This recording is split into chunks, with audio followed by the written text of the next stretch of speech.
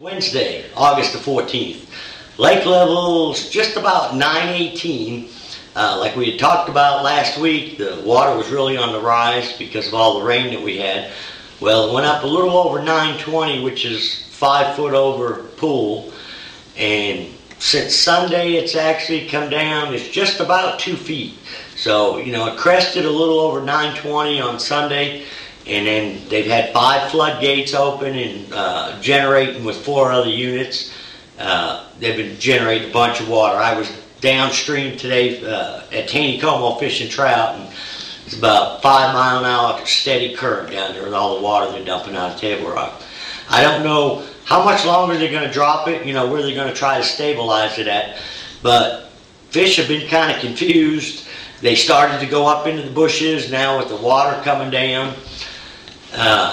It seems like you got to move around a lot. The water temperatures, it's been cool at nights. Water's right at 80 degrees, so it's actually perfect fall conditions for the middle of the summer.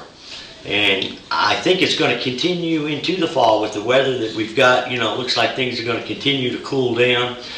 But the thermocline in the lake, I've talked to a couple of divers, and they say there's no temperature change till you get down to about 45 feet.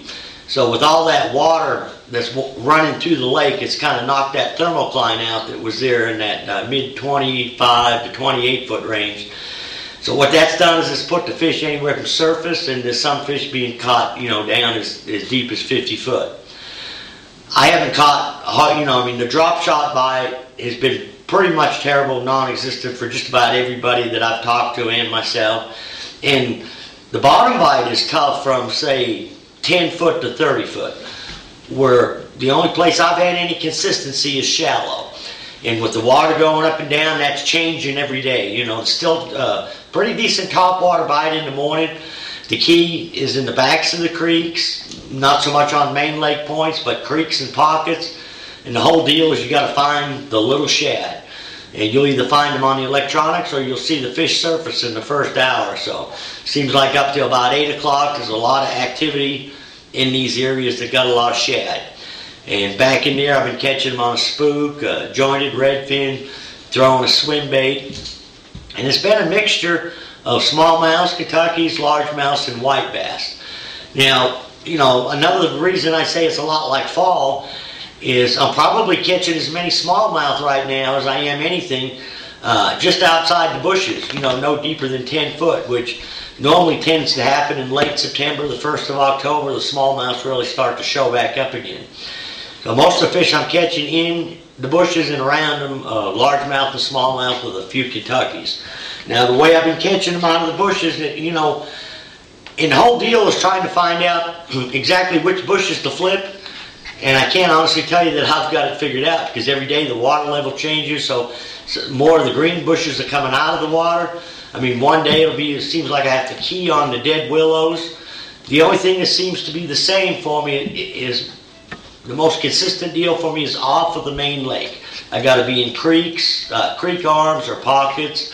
Seems like if I try to hit a lot of the main lake points where the current's coming over the top, which should be ideal, I can't seem to get a bite flipping. So it seems like I have to be back in the creeks, and that's usually in the same areas where the bait fish have been in the morning. Once they stop biting the top water, then I'll start flipping bushes.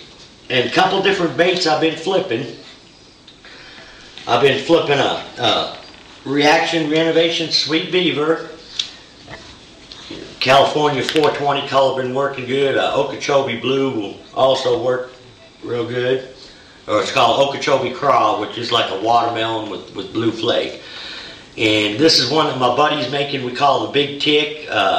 Danger Close is the name of his company, and you can go to my website and find the link to his as far as where to get these. But what I've been doing with these, I'm using a hook, and several different people make it. This is a Reaction Renovations hooks, but Gamakatsu makes one, Trokar makes one. I'm using a 4-rod hook, and if you notice, it's got a little piece of like shrink tubing here.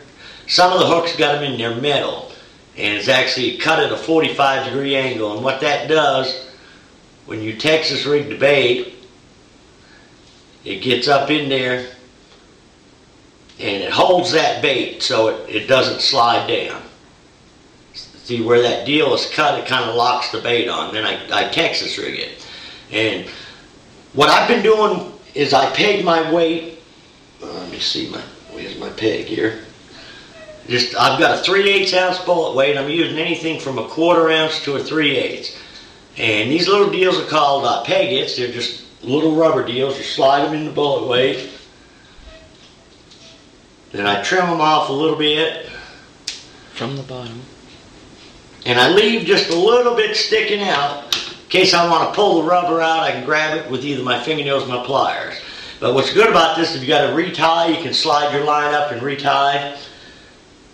90% of the time when I'm fishing thick cover, I usually always peg my weight. Reason being, I don't want the weight getting hung up on the top of the bush, or I mean the weight going down and the bait getting hung up on the bush. See, if the weight slides, the bait can get hung up on a branch and the weight will go down. I want the whole thing to go down. And what I've been doing, I've just been flipping it into the holes in the bushes and around the base of the willows. Been just pumping it once or twice. If I don't get a bite, I pick it up and flip it to the next one. Now another thing I've been flipping in the same area, I've been flipping mainly two baits, either a Texas rig, beaver, or a creature bait, or a 3/8 ounce Snowden jig. And I've got a Zoom Speed Craw on this one here. And on the beaver and the jig, you know, I'm throwing on 15-pound line. You might be able to get by with 12, but you're asking for trouble. But, you know, usually 15 to 20-pound line is what I'll use in those bushes. So if I'm throwing right into the thickest stuff, I make sure I can get the fish out. In this rod I'm flipping it on here is a new line of rods that Lew's has come out with. It's a pretty neat deal. They're called the American Hero, and they've got them in the spinning rods and bait casters. You're going to retail at $69. So, it's still the great quality of Lew's. Almost broke that one by the fan. But it's got excellent quality, and it's a really reasonable price. And the good thing about it also, the name of it is the American Hero. A lot of the proceeds from this rod are going to the Wounded Warrior program. You know, rods are kind of a funny deal. It's probably one of the few things over the years that the quality's gone up and the price has gone down. I mean, this is a rod that probably 2 years ago you'd expect to pay $150, $175 for. And, you know, with the technology getting better, and apparently there's a lot more of them being made, but they're getting the prices down a lot more reasonable. Like I say, $69. And you're also doing a good deed for the Warriors every time you buy one of these. A lot of the proceeds go to them. Now, if you're throwing a spinning rod, another way I've been catching some fish in the same areas, I'm throwing 8-pound line, and this is also another one of them American Hero 7-foot medium action rods. In this one, I don't have the weight pegged on it. Primarily, I'm throwing this one kind of right at the edge of the bush, you know, and then working it out to about 8 to 10 feet. With this light line, if I go throwing this right inside the bush, if I do get a decent fish in there, chances of getting them out aren't that good. And the reason I don't have it pegged is where I'm not fishing it in the thick cover, it's a little easier to work. And the whole idea with not having it pegged this way here on a light bite, the fish can pick up the worm and hold it a little bit. He doesn't feel the weight. But I've just been setting the boat at about 10 feet, kind of flipping this bait to the edge of the bushes and working it back out. Now, like I said, I don't know how much the lake is going to come down. Like up at Long Creek, up around from Clevenger on up, seems to be good color. The James River from Ants Creek on up, you start to get some color. And I haven't been up to Kings. I know the Upper White is real clean, but there's been a lot of mud that's coming out of the Kings River, and I don't know how far down Lake it's worked. So I'm hoping they'll get the lake down, you know, another 6 to 8 inches and shut the floodgates, and then just stabilize it out with generation. That'll keep a 1.5 foot or 2, you know, a couple feet of water in the bushes with the water temperature like it is. And it should be a pretty decent bite. I mean, there's a lot of things to try in there. Buzz baits will work in the morning.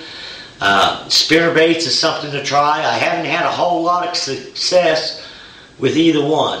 But I think if you get into the right area where the fish are active, you'll catch, more fish faster on a spinnerbait or buzzbait than you will flipping if you can find them active fish. So, right now it's just kind of don't let the grass grow underneath your feet. It seems like you got to be on the move. Just keep trying different things, but I primarily try to key on shallow fish right now. That's where my most consistent bite is. So, till next week, good luck, good fishing.